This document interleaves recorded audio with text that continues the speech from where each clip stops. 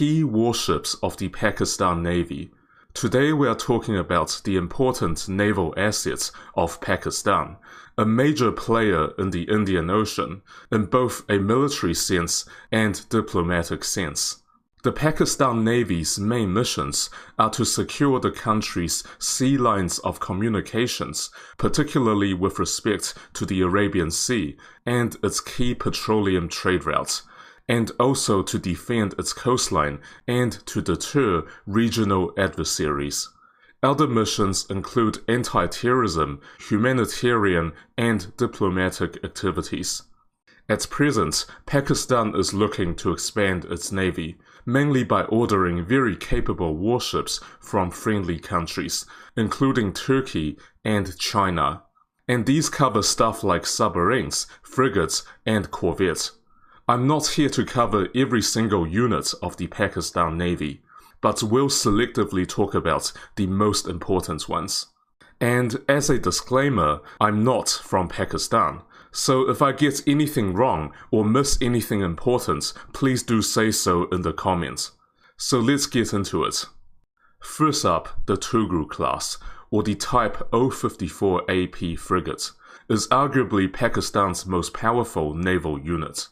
She is a modern multi-role frigate designed for medium-range air defense, anti-submarine missions, and has powerful supersonic anti-ship missiles.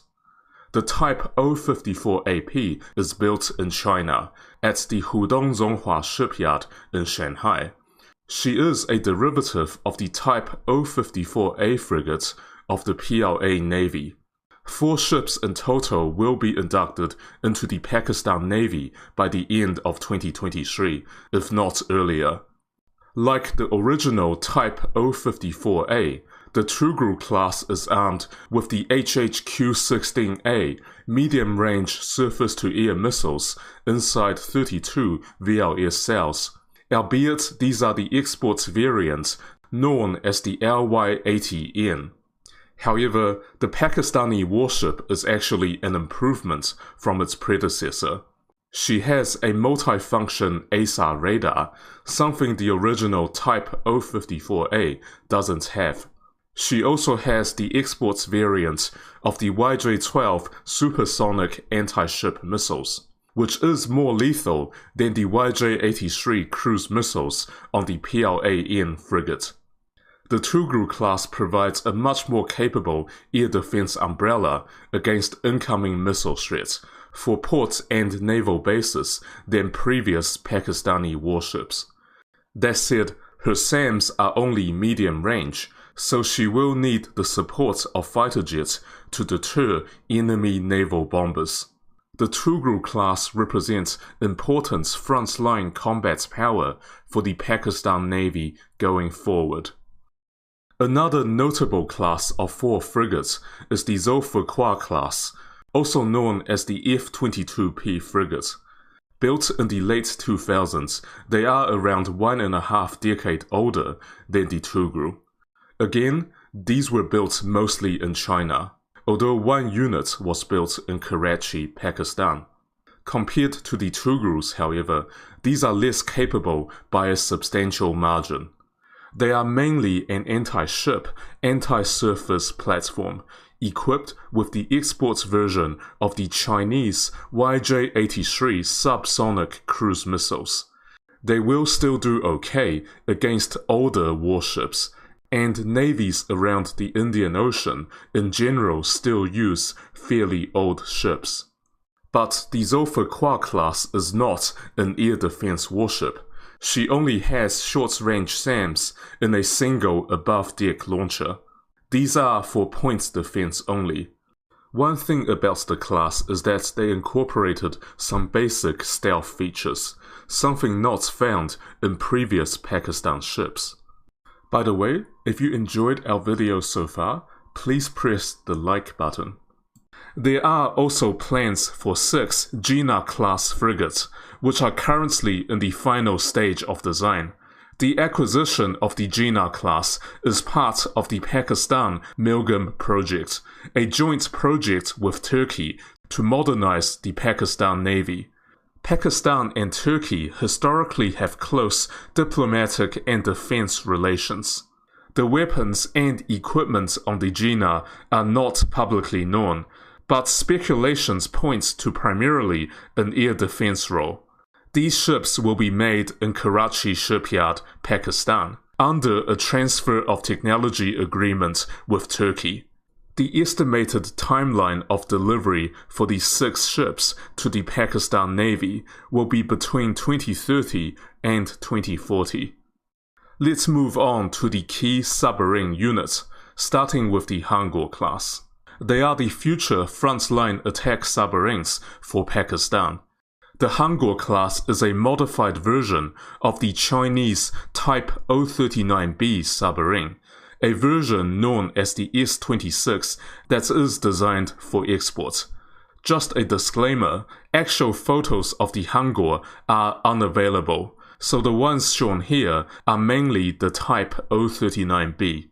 In October 2015, Pakistan made a final decision to purchase 8 new submarines from China. 4 boats will be built in China and 4 more in Karachi shipyard, Pakistan. Now there is uncertainty on what engines the Hangul will use.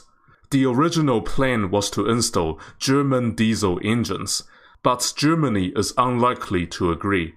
So it seems likely the Chinese diesel engines will be used instead. The boat will almost certainly have air-independent propulsion, essentially an extra power plant that does not require the submarine to snorkel in order to run, so it can stay submerged for far longer. If the well-respected capability of the Chinese Type 039B are anything to go by, the Hangul class should be very stealthy, and also have good sonars for detecting surface warships, and be a strong deterrence to the larger Indian Navy. The Hangul class will be a key asset for asymmetric naval warfare. Moving on to the Agosta class, designed by France, although partially built in Pakistan. The 2 older units, known as the Agosta 70s, were built in France in the late 1970s. They were originally built for South Africa, but ended up being sold to Pakistan instead. By modern standards, they are fairly basic diesel boats, with 4 Bell torpedo tubes and the ability to fire the submarine-launched version of the Exocet cruise missiles. They have a respectable diving depth of 300 meters.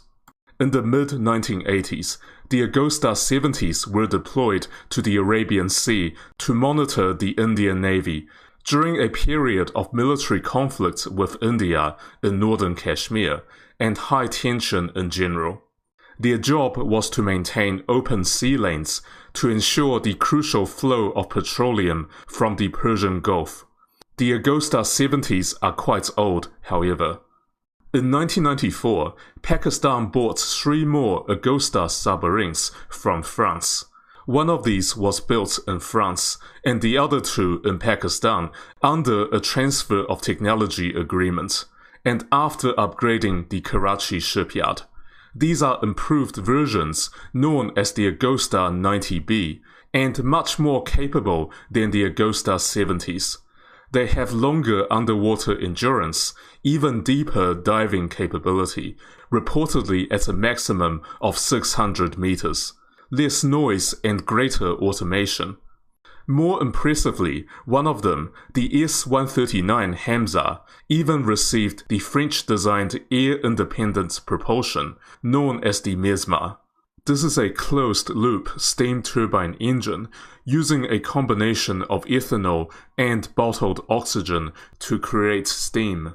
Reportedly, the Mesmer is somewhat slower than other AIP systems. The other 2 boats have the option of using the Mesmer as well, but to my knowledge they are not, but I could be wrong. In recent years, Pakistan's ally Turkey has upgraded 2 of the Agosta 90Bs with modern systems, including a nuclear-capable cruise missile better sensors, communication systems, navigation, and countermeasures. In my view, the upgraded Agosta 90B is a very respectable hunter-killer. Moving on to the smaller ships, the corvettes, we first have the Barber class, consisting of planned 4 ships, which are actually very large corvettes. Similar to the story of elder Pakistan surface combatants, the Barber class is a symbol of the friendship between Turkey and Pakistan. It is designed based on the Turkish Ada class anti-submarine corvette and built partially in Turkey.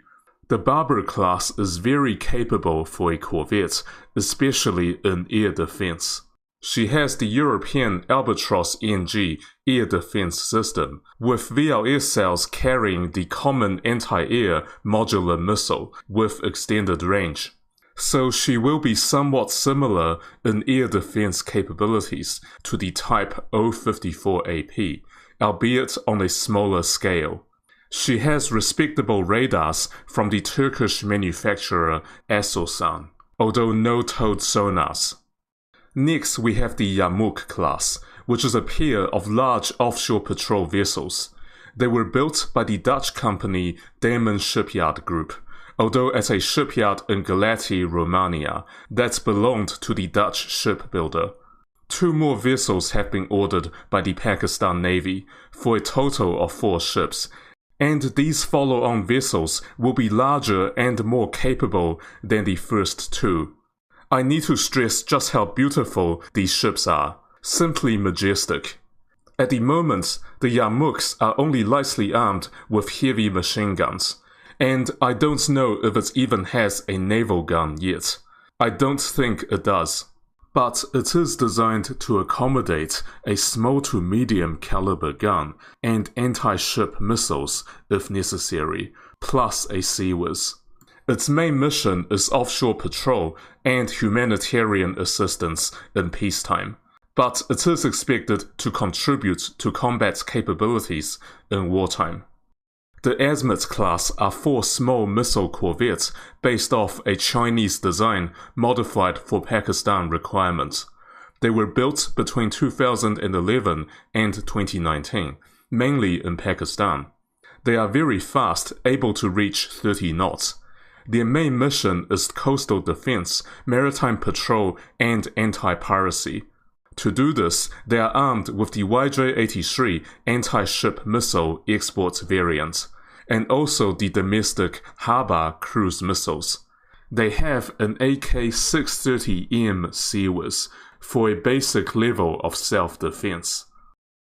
Pakistan maintains quite a few combat replenishment ships, including some pretty big fleet tankers. One of these, the Moen, is very new, fairly big, and constructed in Pakistan based on a design provided by the Turkish defense engineering company STM. Reportedly, the success achieved in this project is one of the many factors behind choosing Turkey to modernize the Agosta 90B submarines. The Moen is a pretty good-looking ship, and the largest warship ever built in Pakistan, at 17,000 tons fully loaded. While cruising, the tanker can transfer liquids, such as fuel and fresh water, and hard cargo to other naval units, and provide medical support for personnel. It can even contribute to search and rescue and anti-submarine capabilities with its 2 helicopters. Additionally, Pakistan has several other replenishment ships, so it possesses the ability to operate warships far away from shore. The Pakistan Navy is a key player in the Indian Ocean. While still fairly modest in size, it possesses the land-based missile and air power, which, together with the naval assets, continue to pose a real thorn in the sides of the Indian Navy. Pakistan continues to enjoy the support of both Turkey and China in building up its naval forces at a highly affordable cost compared to Western suppliers.